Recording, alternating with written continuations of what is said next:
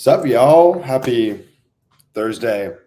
Today, we're going to talk about how to go after high value land deals, how to go after deals that net you 50K, 100K, and beyond. Looks like we got an error here with the recording. We should be all good. Don't know what happened there.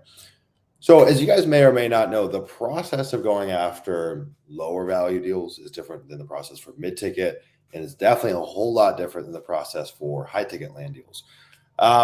Again, high ticket land deals, we're really talking anything north of like 50K plus in gross profit, right? You'll get some outlier deals where you buy them for 20 and you sell them for 70 and you make 50. But I'm more talking about the deals that you buy for 50, sell for 100. You buy for 100, you sell for 200. Buy for 200, you sell for 350. Deals like that. Now, the process is radically different. And so we're going to dive into it, right? Before I do, one thing you guys will see floating down there on the screen, I actually put out a 5-step webinar. So it's 5 steps to building a 6-figure land investing business. We're rolling it out. It's free, rolling it out to the public. If you guys want to check that out, it's landtraining.co/r/B. Pretty bad to the bone. If you guys like it, let me know. I think it's really, really cool. It goes over just the 5 key ingredients to building a 6-figure land business. And it's free. All right, guys, let's dive into it. So going after high value land deals, first and foremost, you guys know what I'm probably going to start with, right? That's your market selection. And the markets we decide to participate in really end up dictating the vast majority of our results. You can have a great acquisition process. You can have the perfect pricing for your offers. But if you're in the wrong markets, there's not much you can do to resolve that, right? If you're not in markets that can support the kind of deals that you want to go after, that have the right buy box for the deals you want to go after, it's almost going to be impossible to come across slam dunk, home run, high value land deals. Now, we're not talking about high value in terms of a percentage, right? That's where it can get confusing. We're not talking about a 300, 400, 500% gain. Frankly, we don't really care. What we care about is how much gross spread there is. How much money can we go and do and get back out from one deal? That's really the metric that we focus on. Now, again, we've got to manage risk. So you pretty much will never see us do a deal that we buy for 200 and sell for 250, at least not deliberately, right? That's not going to fit into our buy box. I think a lot of folks, when they're first getting into land, they think the path to doing bigger deals that net them more is going after deals that have a bigger ROI, right? So, hey, I'm working in this market where deals sell for 70,000. If I want to make more on that deal, they're going to say, hey, I would rather go and buy it at 20 or 30,000. That just simply doesn't work, right? And so I think it's really important that we break down how we're actually going to get there. And the way we're going to get there typically is by going after things that are at a more expensive price point, right? Sorry, I got some visitors in the background. So that's the first thing, right? It's pretty rare that you're ever going to go land big land deals in those markets by trying to reduce your offer prices and get more aggressive with the price that you lock them up. It just doesn't really go down that way. The way it goes down is that we go after deals that are at 100K, 200K. It's going to open us up to more spread. Hope that makes sense.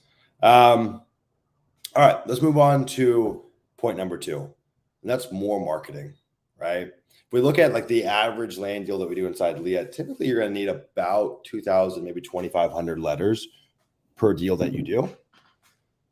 That changes, obviously, right? If we go up market, if we go down market, those numbers are going to slide up and down a good bit. So if we go up market, let's say we're going after 6-figure plus properties, you might see 5,000 to 10,000 letters per deal that we do. Now, the ROAS is still going to be the same or very close to the same. So again, ROAS just tells us if we put X into marketing, what do we get in the back end? So we put in $10 into marketing, call that X.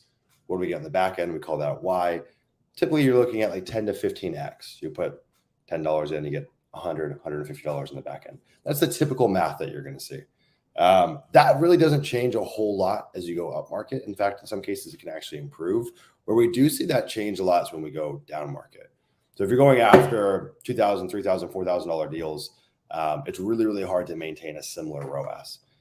So what does that mean then? Well, if we want to go after bigger deals, simply put, we need to send out more marketing, right? It's not a byproduct of you doing something wrong, but if you're using the standard metrics of what a $20,000 property is going to require in terms of marketing, a $200,000 property requires something substantially different in terms of the amount of marketing that you have to get out. So this is important that we're familiar with that. It's important that we understand that. And so for me, I mean, it's going to definitely range market to market, but I would say typically 5,000 to 10,000 letters per deal that you do.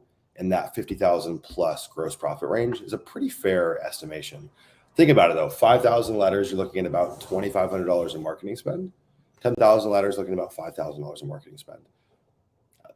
Still not bad math. I think most of us would take that math any day of the week. 3, higher offer percentages, right? So you got to go into markets that can actually support getting bigger deals, as in just that list prices of these properties is a lot higher. We have to go and send more marketing to go get deals. And we have to have a higher offer percentage. Well, why is that? Well, owners of these properties typically are at like a higher level. If there's a socioeconomic totem pole, they're going to be at a higher level. I mean, it's not always the case, but it's almost always the case, very close to always the case. They own a very expensive asset. They typically have options. They're typically aware of the value of the property. And fire selling the property simply isn't something they need to do, right? And so when we come up to them, we can't get away with buying it for pennies on the dollar. You got to come with a more reasonable offer. Now, that you will find some owners that are absolutely distressed. They're few and far between, though, honestly. It's not frankly, I think in land in general, the average owner that we work with isn't distressed, right? Because they have the ability to take a really illiquid asset and convert it. That's just a service that we provide. It doesn't require being distressed. But as we go up market, we have to understand that you need more reasonable offers. So when we're looking at doing these larger deals, it's not uncommon that we're seeing 55 to 75% offers of retail, right? So if the property's worth 100, it wouldn't be crazy to say that we're offering 55 to 75,000 for that property. Now we're saying, okay, Sumner, if you guys do it at 75,000, there's like no spread left, right? If it's a $100,000 property. You're right. And that's typically where value add strategies have to come into play, right? There's a certain tipping point in this business where you can no longer just do your standard cash model and still expect to make 100%. It's just so rare, so rare. Or if I want to go buy a $500,000 property, the likelihood of me selling it for $1 million, few and far between. You'd have to send out an ungodly amount of marketing to get that needle in a haystack. So what do we do instead? Well, we take the route of adding value. The easiest way to do that in land is going to be to do some kind of subdivision or to rezone and entitle the property. It's a really easy way to add value. There's some additional points that you can do as well, creating access, so providing easements to properties. There's some physical improvements that don't add a ton of value, but they can help sell the property a little bit faster. Something along the lines of clearing the property. You might expect to pay $2,000, maybe $2,500 an acre to do some really simple clearing of the property. But that's not really going to move the needle for us to make a buying at 75% of retail value work. So typically, as you start creeping up to those offer percentages, that's where the value add strategy comes to play. Now, again, there's always a counterexample to all of this. I'm sure someone could tell me a story of they had a friend in the business that bought a deal for 200 and sold it for 600. In fact, I do know someone that did that. But you have to understand that's like catching lightning in a bottle and trying to do it again and again and again. It's really difficult to build a business off of catching lightning in a bottle, right? What we want to do is we eventually do want to get to the point where we can exercise a lot of capital in one deal, because frankly, the friction of doing a bunch of small deals is really difficult. Like as you get more familiarized with this business, as you get deeper in this business, you'll understand that volume is tough, right? If you think about every deal you do is going to require some kind of input from your team. And so if you want to go from 200 deals to 400 deals to 600 to 800, your team size is going to balloon. But if you take the model of just deploying more capital, you can go a lot farther with a much smaller team. That's one of those things that I never really understood in the beginning. I just figured the lever to growth was just more volume. And then my team started to grow. It got past 10 employees and 12 employees. I got this fork in the road where I said, this is not what I want to do in the slightest. I don't enjoy managing this many people. Like there's complexity that comes with that. Humans are complex. And so I think if we look at a land business, it's like, imagine it's just a little machine. And really the equation is how much money can we stuff into that machine and how efficient is the machine and how much money do we get on the back end? And so then it's more about a money deployment problem than a number of deals problem. Like you could deploy $5 million a lot of different ways on acquisitions. You could go do 500 deals, or you could do 5 deals. That 5 deal model is something that I like a lot more. But how do we get away with going after bigger deals? You typically do have to implement some value add strategy. Now, we're not going to go super deep on that here, but it is something to start thinking about. Kind of the tipping point that I've seen is like $250,000 plus. That's where you really do have to start creeping up closer to that 75% offer rate. As you're going up into the multiple hundreds of thousands, you definitely have to get a little more competitive with your offers. You got to think too, these people have optionality. I mean, because there's not a huge urgency, they can typically use realtors.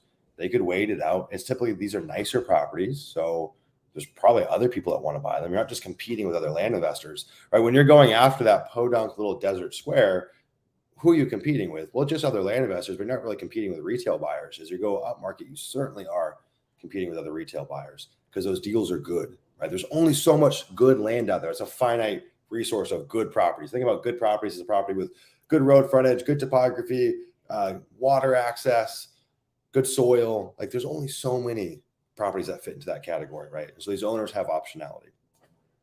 So that's a higher offer percentage, right? So again, just to recap, we got to be in the right markets. We've got to send enough marketing to even give ourselves the possibility of getting these bigger deals. We can't use the same math that you might be familiar with for smaller deals or for mid-ticket deals. These bigger deals require totally different numbers in terms of marketing. Now, one thing that I want to throw on to that point number 2 is you also need to get more creative with how you market, right? Just sending out one letter and thinking that the job is done doesn't really work here, right? You need to triangulate, something called omnipresence. You got to show up on multiple platforms continually, right? If you look at a lot of industries, they say for direct mail, it's about 7 touches with direct mail before you've got an accurate read on like you fully extracted as much value from that campaign as you possibly can, right? That's not easy to do though. And most people aren't doing that. It's also really expensive. So what's the alternative? Well, I say triangulate from different platforms, right? So like the setup that we take, you go and pull a list, you cold text a list, you do 2 follow-ups via text. Why? Because it's the cheapest form to get in touch with someone. Then from there, you take all the people that haven't responded, all the bad numbers, and you go and mail that, right? And then based off of that, you go and have another step in the process, right? The next step might be cold calling. The next step might be ringless voicemail, which is a little questionable, right? There's some problems with that. We don't do any ringless voicemail in our business. I know a lot of people that do. I know a lot of people that do it successfully. I do think that there's just kind of like a cost of doing business that isn't worth it for me. For some people it is, but like the litigation risk is just a little too high for me to make me comfortable with that. So I think that like if we're going after these bigger land deals, you've got to get more methodical with your marketing. You've got to think about how can I show up on multiple platforms? The example that I always give to people is imagine you're driving to work, right? And you've been thinking, I really need to get my teeth cleaned. You turn up the radio and there's an ad for a dentist. You say, oh, that's interesting. Good timing, right? Good timing. Then that person's driving, you look up at the billboard and you say, oh shit, that same dentist is on the billboard. How weird is that? You get to the office, you pull out your laptop, you get on your laptop, you're scrolling on Facebook, even though you shouldn't be. And you see the person's ad again, it's the same dentist. At this point, you say, God damn, this dentist must be the best. The best. And if you really wanted to seal the deal here, if your friend also said they just went to this dentist, it's game over. That person, hook, line, and sinker, they're sold. So what happened there? Well, the person already has a need. They're already thinking about it. So with us, with sellers, they're already thinking about selling. Okay, yeah, I could be open to selling. Might be time. Boom. Then they get a letter from us. Oh, okay. This person is interesting. They gave me a decent offer, but they don't call you, right? They're not ready to commit to that. You got to think about when a seller calls you, they're committing to a conversation with you. They're committing to open up that dialogue with you. A lot of people do want to sell. A lot of people might be receptive to your offer, but they're not ready to call you. And the thing is, most land investors, they just give up there, right? Sent one letter. We got a small amount of responses. We're done with that campaign. No, that's what the game has just started. So they get a text from us. Oh shit, that was the same person that sent me a letter 2 weeks ago. They just texted me. That's kind of weird. And then they get a cold call from you. They say, oh, is this the person that's been emailing me and texting me and mailing me? All right, yeah, I'm ready to talk, right? And that's how we have to think about it from the standpoint of doing these bigger land deals, right? So for you, if you're out there and you're sending one campaign to one market and then you go and find new markets and you're done with that, you're leaving so much money on the table. Money that people like myself and other LEA members will come and grab because it's just for the taking, right? So many land investors have been conditioned that you just mail once and you're done. And that works for smaller deals, does not work for bigger deals, right? One of the things that we created last year is we said, hey, we're going to build out something we call our dream list. And our dream list is essentially a combination of all the counties we want to work in. So these are our favorite counties right now. We like the demand here, like the kinds of properties here. We like everything about it. We might like the subdivide rules, whatever it may be. And that dream list, we just keep on showing up there, keep on working it. We just don't stop, right? We're never not showing up there. And sure enough, it started to pay dividends. All right, point number 4. If we're doing all the right things on the marketing, right? You're picking the right markets, you're doing the right things with your marketing, your offer percentages are on point. What happens next? Well, if you don't have a strong acquisition process, all that is essentially for naught, right? It doesn't really matter. If you don't pick up calls when they come in, if you don't have support there, it's done. It's done. You've lost the battle, right? Think about all the work we had to do just to get the freaking person to pick up the phone. If you're not there to pick up the phone or someone's not there to pick up the phone, you've lost the deal. It's done. It's done before it even started, right? So if you're going to take the time to do all of this work on the front end, you better have an airtight acquisition process. Here's the good news. This business is really simple. It's very simple, right? It's not easy, but it's very simple. You've got acquisitions, you got your operations, you got dispositions. It's really it, right? You got to make sure that you're firing on all cylinders in all those areas. If we looked at, though, like what really moves the needle, it's going to be, everything is going to be really slanted towards acquisitions. That's where the magic happens. That's the only area in this business that we have a lot of control over, right? What markets we participate in, what deals we say yes to, how we negotiate those deals. That's really all we have control over, right? So we want to over-index on that. We want to put a lot of our time, our thinking, our resources towards building out a really comprehensive acquisition process. All right, so let's talk about what really matters in terms of acquisitions. Well, first off, you shouldn't be the one doing the acquisitions. Okay, let's just put that out there. You need support.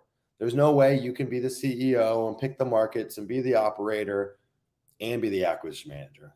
It just doesn't work. It won't work. It'll work up to a certain point, and then it won't work anymore, right? You're going to be wondering, why can't I grow? Well, because you don't have support on acquisitions, okay?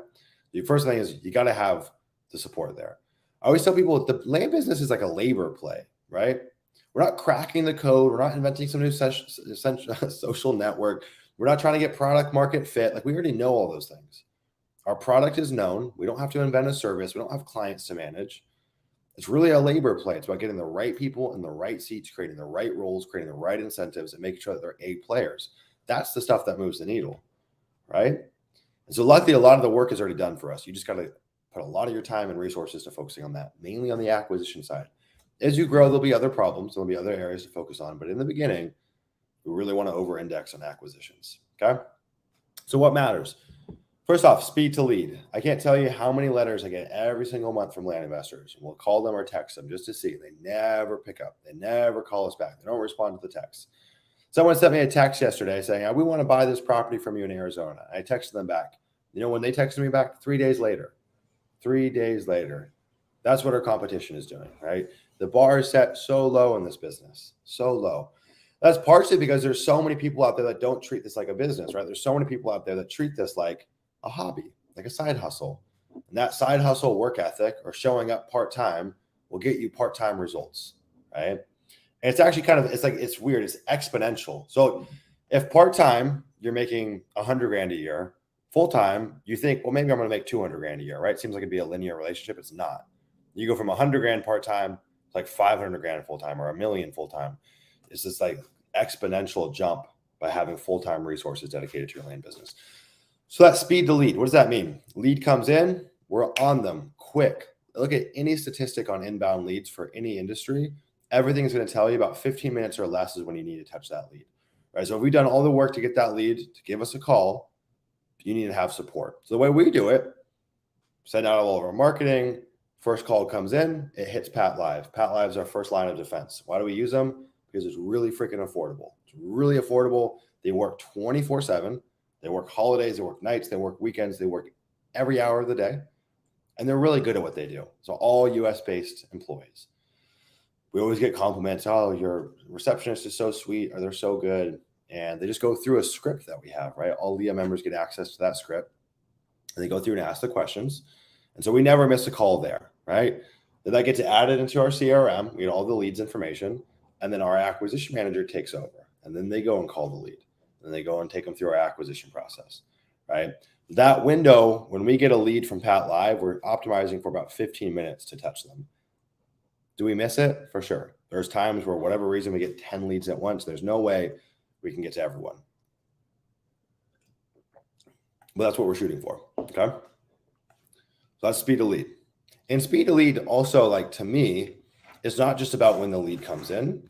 It's also about how you hold the communications with them throughout the whole entire journey that they're with you, right? Do they send you an email and you wait a day to respond? Do they send you a text and you wait a day to respond? Those things matter, right? I always tell people we want to be very human in our communication, like how we speak to people. We want to be very corporate and professional with how speedy we are to get to things, how prompt we are, how we're always on time, how we always do what we say we're going to do. That's where we want to be professional. But when you're on the phone speaking to them, you want to speak to them like you're a normal person, right? Don't act like you're a big business. People don't like that. It doesn't resonate. Okay. So a bit of a dichotomy there. Number 2, I'm going to share with my screen with you guys something we call our 14-day seller lead cadence. I don't know who here is doing deals. If you are doing deals in your land business, put it in the chat so I know. Just say deals. If you're doing deals, let me know. I don't know who here is doing deals, but if you are doing deals, one of the things you've probably experienced is that you get a lead that reaches out.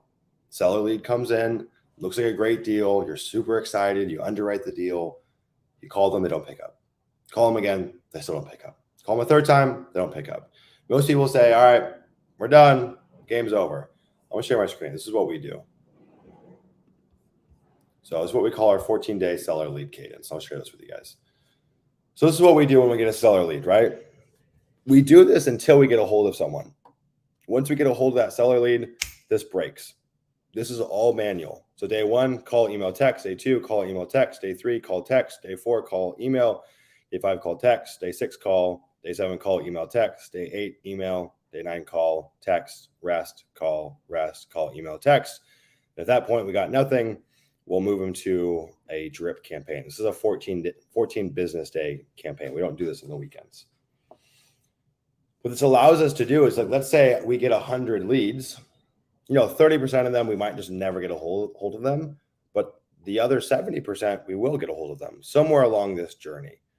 The trouble is most people don't do this. They stop maybe here.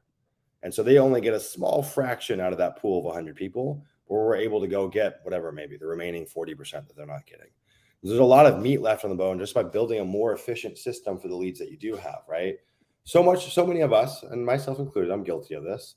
We're always focused on more input, right? More leads coming in, more mail going out, more. Yet your system is not very efficient. More doesn't really matter if you're not doing a good job with what you already have.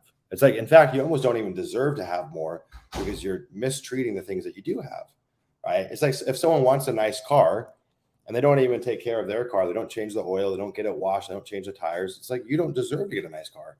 You don't even know how to treat your crappy car well. So why would you treat a good car nicely? Like, you just won't, right? So we got to create a very efficient system for how we handle the leads that we do have. And I don't care if you have 5 leads coming in or 50 leads coming in. You need to stay on track with that process. You spend $100 to $300 for every lead that comes into your business. And so if you're not handling them appropriately, you're lighting money on fire. It's crazy to me. And a lot of people don't even think about this, right? They just think, oh, this business really comes down to sending some mail, getting some deals, and buying them. It's like there's so much more at play here, right? And I don't say that to scare people or make this business sound daunting. Again, it's simple, but you've got to look at it through the lens of being an entrepreneur, right? It's no different than any other business. I think the name land investing is so freaking misleading, right? Really what drives the results here is the more the business building side, the entrepreneur side. The investing side matters little. And once you know how to underwrite a deal, what else is there to do from the investing side? I mean, you can get more creative, and I'm sure there's people that know way more than I do about structuring deals or doing interesting deals. And that's great. But I really think what's moved the needle for us and for our members is really more so on the business building side. Okay. Number 3, when we're actually speaking to a seller lead, what are we doing? Most people have no idea what to do on the phone with the seller. They think it's just an opportunity to give them a price, have them ask any questions, reinforce next steps. That stuff matters to some extent. But really, at the end of the day, the way I look at all seller calls, especially for higher end properties, is we're doing what we call fact finding, right? Every single seller lead has a reason as to why they reached out. It's your job to figure out what that is. And then from there, we can build an offer that's bespoke to their need, right? I think it's a lot easier to create offers when we know what the need is of the seller than just blanketing and saying, we offer 50% of retail value. So your property's worth 100, we'll give you 50. Well, what if they only needed 30? And that's really why they reached out. But you never did the fact finding to figure that out, right? And so especially as we go up market, we're going after bigger deals with more sophisticated owners. A really good way to blow up a deal is by just talking money immediately, just getting straight to the chase, just talking price. Well, price actually might not be the most important variable to the seller. And a lot of times it isn't, especially on these bigger properties, right? They want to know, do you actually have the money? Will you close on time? You're not going to try to renegotiate at closing. Are you going to take care of the property? What are you going to do to the property? Who are you as a person, right? If you have like a $500,000 property that's been in your family for generations, you don't want to just give that thing up to anyone, right? They could go get an offer from Joe Schmo.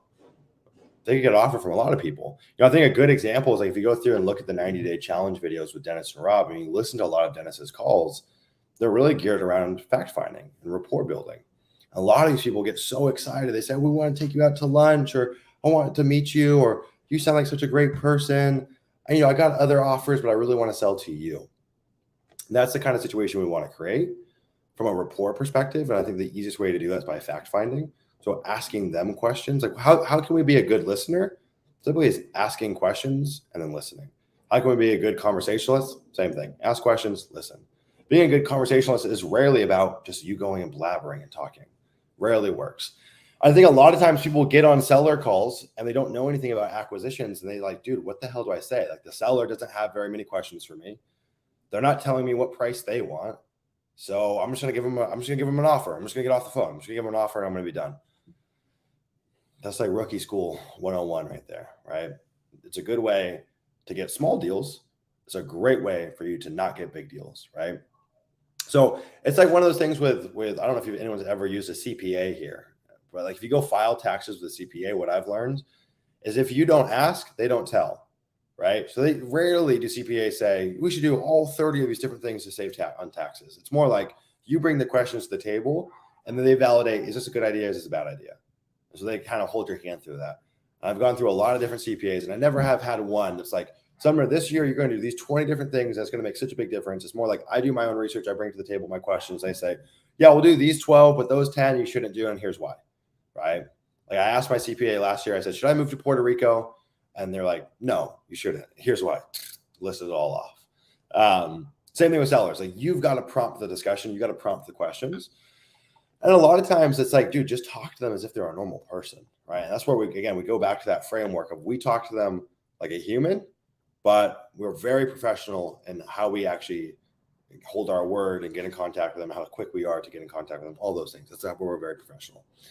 So that fact finding, does anyone have questions on fact finding? If you guys do, feel free to put it in the chat. I'm happy to answer that. We'll fact find about the property. We'll fact find about them. We'll fact find as to why they're looking to sell now. A question as simple as like, have you been thinking about selling for a while or just a new idea? Boom, that will tell you a lot. They might say, I've been thinking about doing it for years. I'm just trying to figure out the market value of my property. Okay, probably not a great lead, right? Versus, well, my car just got repossessed and I need money for my mortgage. So I just started thinking about it. Oh, okay. That changes things, right? But you only get that from fact finding. The best case scenario, this doesn't always happen, but the best case scenarios, we're in our fact finding mode with a seller. And the seller says, hey, look it, son, I got X, Y, and Z thing happening. This is why I'm reaching out to you. I need this amount of money to do the deal. When we get that, that's gold. Now we can work from that. Will we always give them that number? No, it doesn't always work out that way, but that's the best case scenario. You're really shooting in the dark when you just throw out a number, right? We're always kind of in this dance with sellers where it's like, who's going to give the number first? Is it me? Is it you? Is it me? Is it you? Is it me? Is it you? It's like a game of poker. Like we want them to show their cards before we show our cards, right? Now I might be saying similar, well, we put all these offers on our letters. Isn't that supposed to do all this for us? Kind of, right? What are the offers and the letters for? It's really to pre-qualify the leads, right? If I go send out 10,000 neutral letters, I'm going to get a couple hundred leads and very few of them are going to be qualified. So I'm going to need a lot of manpower to sift through all of that. Opposed to if I go and send out 10,000 blind offers, maybe I get 40, 50, 60 leads. And probably about half of those are actually pre-qualified. So we need less resources, less people, less humans on our team to go and sift through that, right? So that price kind of pre-qualifies it. Hey, it says we're at least on the same page here, right? But it's very rare that we ever do deals at that price because we can typically get a better price by just fact finding and figuring out their needs. And we're also not always accurate with the price that we give, right? That's why we don't optimize for perfection with our pricing. We just try to get right enough and get in that kind of sweet spot, right? All right. Number 4 for acquisitions, what I call personal touch. And there's an interesting framework in business, and it says, Ryan says, why did your CPA tell you not to move to Puerto Rico? Something along the lines of the fact that for a real estate business, he was concerned that I wouldn't be able to apply because I was still doing real estate deals in the US, and it was something along those lines. He said, like, if you were running just exclusively a coaching business, it would be a lot easier. For a real estate business, I don't know. I guess there was something. It sounded like it was more of a gray area than anything else, but he says like it sounded like it was unlikely because we were doing so many transactions in the US. I don't know. One thing I do know, I think a lot of the rules have started to kind of tighten up around that loophole. I don't think it's as easy as it used to be. I'm no expert on it. I think, on a kind of a side note, when it comes to like taxes and when it comes to investing, kind of the thing that I've run into is I think it's easier to do the basics, right? So do the basics, right? So I moved to Las Vegas, no state income tax, structure your business correctly, have an S corp, write off as much as you can in the business, buy real estate for depreciation, all the simple things. But beyond that, it's really just diminishing returns. It's like, you should probably just focus on going and making more money. And frankly, I think like you should live in a place that you enjoy. I think I would enjoy Puerto Rico, but I know plenty of people that have moved there and end up hating it and they're less productive because of it. So kind of like the revelation that I've had is it's probably better just to go make more money than be so hyper obsessed on like investing or saving on taxes. Kind of a tangent. So the fourth touch, though, is what I call personal touch. Fourth point is what I call personal touch. So a lot of deals that we've won that are bigger deals have come from really interesting kind of additional marketing strategies that we've used, right? We usually do this once we have someone in our orbit, right? So they're in our CRM, things are going good, we're speaking the same language, but we're not quite there yet. One of the things that we'll do is we'll send out a box of cookies, a box of steaks. I've seen people that go and send out whole mailboxes to people, gift cards, these little subtle touches. One of my favorite strategies that's really cost effective is we'll send out handwritten notes. We use a platform called, I think it's called Handy Written. I think it's written with a Y, WRYTTEN or something like that. It's like a robo handwriting. Just send a nice little handwritten note. It looks very legit. It costs us like $6 to send out. And those little personal touches do go a long way, right? What I think about with these bigger deals is that we're in competition, not with other land investors. I mean, there are other land investors, but there's way more people at stake here, right? There's realtors that want the listing. Maybe the neighbor wants to buy the property. Usually a lot of these properties typically have multiple people that also own them, right? So it's like, it's a family that owns it. It's a trust that owns it. It's a husband and wife that owns it. And there can be differing opinions in terms of what they want to do there, right? So for example, we've got a deal that we've been working for a while now in Atascosa County, Texas. It's a beautiful 200-acre property. We made an offer on the deal at $2,500 an acre, which is a pretty insane deal. There's 3 people on title. 2 of them said yes. The third doesn't want to sell. The third is like a cousin or something like that. This deal chopped up into 10-acre increments is probably worth about $12,000 to $15,000 an acre. It's a huge deal. And so what have we been doing? Well, unfortunately, we haven't been able to find the cousin's contact info. We've asked for it. They won't give it to us. I'm sure we could go down the skip trace rabbit hole and all that stuff, but we've just been staying top of mind with little gifts here and there, little nudges here and there. I think it really goes a long way, right? What's cool is like, as you start going after these bigger deals, because there's just more money in between the deal, right? A deal that's going to make you $250,000, you can afford to spend a lot more in terms of how you show up with these leads. It's one of my favorite things about doing bigger deals is that like you can do the unscalable, right? You can't do this stuff on smaller deals. You can't even really do this on mid-ticket deals. It doesn't really make sense. It's too much work. It's too much money. But as we start going up market, we got a lot more flexibility there. Hold on, guys. I'm going to grab some water. You guys stay with me, all right? I won't leave.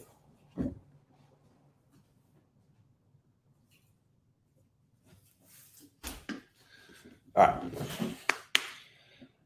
So those little unscalable touches, and I say that loosely in quotes, really go a long way, right? Now, one thing that I want to throw on top of that with these personal touches is changing your expectations, right? Understanding that the sales cycles for these deals are way, way, way longer, right?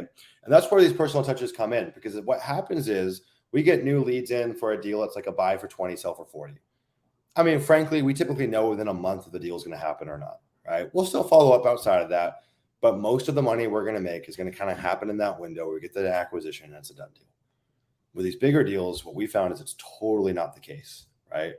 These deals, and for us at least, like these $250,000+ type deals, take months to put together. And I could see how some could even take years to put together. So then that begs the question, well, in that window, how the hell do you follow up? Just sending out the text saying, hey, got any update? Hey, you ready to sell now? Won't work, right? Follow-up is important, but also follow-up could be your worst enemy if you're not tactful with how you follow up, right? So it's like this really fine line that we have to tiptoe where the sales cycles are longer. There's simply more decision makers at stake. So how do we show up in that window? We don't want to go dark and then we're just no longer top of mind. But how do we touch them in a way that's tactful? Well, for me, that's where those little gifts, those little personal touches go a long way.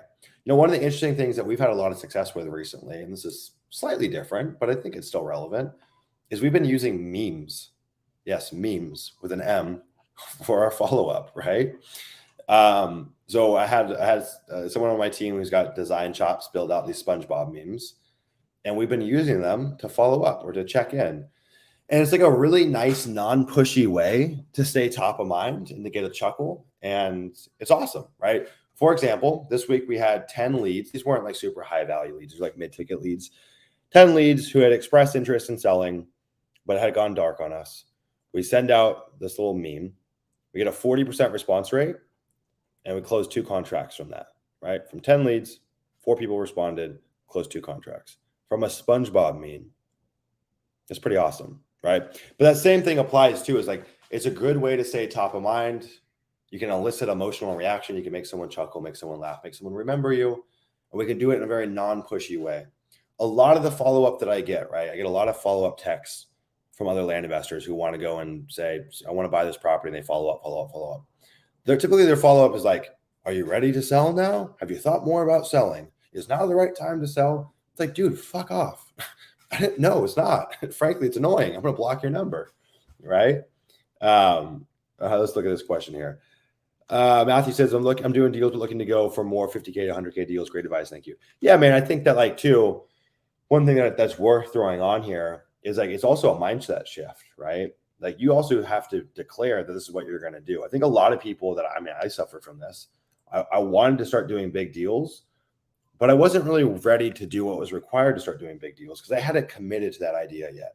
So what I would do, which was totally asinine, is I would go and do all my mailers, my standard mailers, right? Go mail Costilla County or Apache County, whatever market. And I would just kind of pray. I'm like, okay, maybe this is the time I get a big deal. This is the time I get lucky. I was using that hope and prayer method, right? And it didn't work. It wasn't until I said, all right, fuck it. I'm going in on big deals. I'm doing big deals. And I started to go through this kind of sequence of checklists that I put forth there. And then, of course, that's when it started to unfold. And again, the mindset shift here is you've got to be in the right markets to do big deals. I was trying to do big deals in the podunk little land investor markets with small deals. And it just doesn't work like that. It's so rare that you're going to buy one of those deals at 20 cents on the dollar and be able to make that work. It's a lot easier to go buy something at 60 cents on the dollar and make that work, right? So let's go talk about the last point here. And this is the funding aspect of things, okay? There's a good amount to unpack here. So first off, you need someone else's capital, right? Unless you're Daddy Warbucks, there's no way that you can go and fund multiple 6-figure acquisitions and still pay the salary for your team and still do your marketing. It's going to be really hard to do unless you've got oodles of cash. And even if you've got oodles of cash, I would still say it's in your best interest to go use other people's money. Money is relatively pretty cheap. And frankly, you could just do more of everything, do more marketing, have a bigger team, do more deals by leveraging other people's money opposed to trying to self-fund your deals. So a lot of folks, myself included, when I first got started, the idea of like borrowing money was the weirdest thing ever. It felt frankly uncomfortable to me, right? I think it's the one thing that's very like investor-like that we do is leveraging other people's capital, right? If you come from a real estate investing background, like using private money is like, dude, of course, obviously it's what we all do. For me, where I came from, was like everything I'd ever done had been bootstrapped. So that idea of going and using other people's money was like, what? People want to give me money and what? No, are you for real? I don't want to take other people's money. I don't want that responsibility. Well, the truth is that there's more opportunity out there, or there's more money out there than there's opportunity, other way around, right? So if you're the one that can generate opportunities, finding money is pretty straightforward. You just got to get yourself in the right rooms and know how to present yourself, and you got to have integrity, right? Do not take on any capital if there's even a shadow of a doubt that you might do the wrong thing, right? Because it's a serious offense. You could not only ruin your career and never be able to raise private money again, but you'd also could do something that's potentially illegal, right? The way I think about risk is that like there's some risk that's reversible and there's some risk that's irreversible. So for example, when I moved to Las Vegas in February, everyone was like, that seems so risky. You're just going to get up and leave your life in San Diego and just move. I'm like, yeah, it's reversible. If I don't like it, I can move back. I can move anywhere. It's not a big deal. But taking on money before you're ready, before you have a track record, or if your integrity is in question, you make a mistake there, that's potentially irreversible, right? I've got a friend, and I won't name names, but I've got a friend who used to be one of our investors, and he still is. But he used to be like our number one investor. He used to do all of our deals, and he's making a full-time income from it. Guy was killing it, right? Well, we started to change our model. We started doing less joint venture deals and all that stuff. So he started going and finding other opportunities to fund deals. So he came across a guy on Instagram who had a big Instagram following and was doing fix and flips and Airbnbs and all that stuff. And he gives this guy money, 6 figures plus, does it once, gets paid out a big old return in 6 months. He's like, this is awesome. I'm going to do more of this. Does it a second time, puts more money in this time. Guy never pays him back, right? It's been a year. He's in a lawsuit. Guy claims he just doesn't have the money, just disappeared, right? I'm thinking like, this guy is so asinine. And that literally, that's your career raising private money is done, like done. And now they can see this on your record too. They can see that you've been served or whatever. I don't even know what the exact term is. So all that to be said is you've got to be really careful here, right? And I'm not an SEC attorney. I'm not going to advise you on the structure to raise private money or any of that stuff. Like, do your own due diligence. There's red tape here for a reason.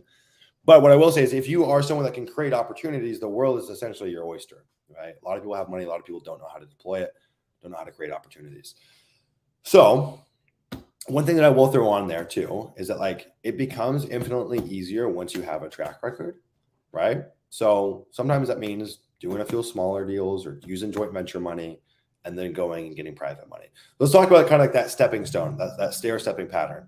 You're typically going to start, you probably use joint venture money, right? Someone's going to come in, they're going to take equity in your deal, but they're going to fund the deal. That's what we do for our students inside Leah, right? We trust that, hey, they went through our system. They know how to find deals. They know how to go after the right deals, fund those deals. They take us a piece of the pie, but we close on the deal for them, cover closing costs, cover the purchase price. And it's also acts as a form of like being an advisor too, right? Because they've done more deals than you've done. So they can advise and say, this deal is bad for this reason, or this deal is actually really good for this reason. So it's like a kind of an added layer of safety. The trouble is that becomes expensive over time. But this is crazy to me, right? Raising joint venture money is pretty damn simple. I see so many investors who don't even use joint venture capital. They don't even know how to go and find it. That's why we integrated that inside Leah, because that's the first step, right? Like you got to remove that bottleneck. If you can't fund the deals, you can't go after big deals, you're fucked. Like you got to have that access to that money. But here's the thing. You start doing those deals, it gets really expensive. We got to a point where we're paying out hundreds of thousands a year to joint venture funders. And I'm like, okay, well, if I just go and find cheaper capital instantly, that hits my bottom line, right? My girlfriend, Sarah, runs a coaching business, fitness coaching business. She's been doing it for like 7 years. It's a pretty big business. She had a piece of software that did like a lot of the back end for her, right? Like it helped a lot with her client management and meal plans and all this stuff. But this software took 30% of her revenue. And so when we first started dating, I said, I know I'm out of my place here to say this. I know we just started dating, but you got to get rid of this software because this is insane. I'm like, you could wake up tomorrow and have 30% more profit on your bottom line instantly. It's a similar story with finding cheaper capital. You don't need to do anything new. You don't have to go do more deals or bigger deals, or different kinds of deals. All you got to do is get cheaper capital and boom, that hits your bottom line instantly. So it usually goes joint venture money. Typically it's going to go some kind of like hard money, like deal-based lending. So like hard money or like promissory note for that deal. And then you might go like an overarching bigger promissory note that's just like time-based, not hooked to any deal. And then you might go bank financing, and maybe you raise a fund. That's kind of like the stair-stepping pattern. To do all those things, you definitely need to get a track record, both to give confidence to investors and also for you to be able to forecast how much money you're going to need, right? But that's why we go through that sequence, because the deal-based debt, private money or hard money, that's still deal-based. They get a first lien position, the investor secured, and you're not taking on a substantial amount of risk because it's just lending on that one deal. What you wouldn't want to do is go do 2 JV deals and then go raise $500,000 on a promissory note. And you're like, well, shit, I don't even have enough deals to deploy this on. And you're going to be on the hook for paying interest on that and obviously paying the money back. So as you kind of graduate to all of those steps, right? So one of the cool things that I've seen as you get more advanced in this business, a really easy lever to pull to make deals work is through financing, right? It's like there's a whole business out there of just high finance, of just becoming a financial engineer and making deals work. I'll give you a cool example. There's a guy inside the group. His name's Kyle. He shared this over the weekend. So he did a deal that was a buy for $200,000. It was a sell for $400,000. Good deal, right? But here's where the deal gets interesting. He only put $50,000 into the deal. You remember saying somewhere, how the heck did he do that? Well, he went and got bank financing on the deal, put 25% down, and then sold it at $400,000. So now his cash on cash return is out of control, right? He just 4x that 50 grand. That's really powerful. And so I've seen people do this on deals where the margin is really compressed, right? If we're talking about those deals that we're buying at 70%, 65%, 75% of market value, well, we could go the value add strategy, or we could go the financial engineering strategy and make those deals still work, even without adding value, by having access to better capital. So I've seen folks that do a deal where it's like it's a buy for 100, it's a sell for 175, but they put 25% down on that 100. So they put 25K down, they 3x their money, right? So 75K of spread, they only put 25K into that deal. That's really interesting. And you could also use lenders to put the down payment down too, right? So as we start going after these bigger deals where margin does become a little bit compressed because we have to offer at higher rates, you can get more sophisticated by doing some of that financial engineering or by going the route of value add, right? Anyone have any questions on this? If you guys have any questions, feel free to put them in the chat. I'm happy to answer them. But I think this is a really important topic. You know, the cool thing for you guys is that this is not limited. Like you could start doing this from day one in your land business, like just making that decision that you're going to go after bigger deals and investing the time, the resources, the brain power into all the things that we just put forth here, right? What's really freaking interesting about this business is that, like, all things being equal, it takes pretty much the same work to do a small deal as it takes to do a big deal. So then it begs the question, well, what's the difference? Well, it's really just the choice that you make. And then you just have to kind of patch the holes in your business as they come, right? Cool, guys. Anyone have questions? I'll give you a kind of a cool example of a deal we just got an offer on yesterday. So we had a deal in Texas. We bought it for $85,000, and we got an offer at $275,000 for the deal. Owner financed over 1 year at 10% interest. So 275 down. They put 20% down, so we get 55,000 down as the down payment. And then I forget what the number is. We get like $18,000 a month or something like that, right? So you can also get creative with your disposition strategies on these deals. Like a lot of the dispo stuff that we use for smaller deals does still work on these bigger deals. In fact, what I've noticed with these bigger deals is you can actually get a higher down payment than you can on smaller deals in terms of a percentage, right? It's really hard to get a 20% down payment on smaller deals. It's certainly possible on bigger deals. Now we're presented with the option of selling that note or keeping that note. We'll probably keep that note because it's a bit of a no-brainer. We get our basis back in like 3 months. So anyways, guys, well, I hope you guys enjoyed this. Hope it was meaningful. Sorry for the 2 blonde girls walking through the background in the beginning. Definitely kind of got my train of thought off topic. But yeah, I'm going to call it good here. I'm going to go get a workout in. I'm going to go see the Barbie movie with 6 different girls. So I'm okay with that. Right? I don't want to see the Barbie movie by myself. But my girlfriend said, hey, 5 of my other friends are going to come too. I said, okay, well, 6 beautiful ladies going to a Barbie movie. I'm cool with that. That sounds okay with me. You can twist my arm. I'll go. All right, guys. Anyways, I hope everyone has a great day. Stay awesome. Don't remember the week's not over. Still got time to make changes. If you guys took anything away from this, let me know.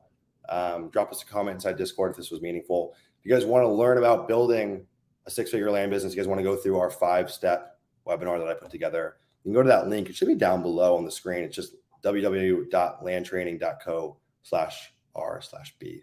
I'll put that in the chat for y'all. All right. Much love, everyone. See ya.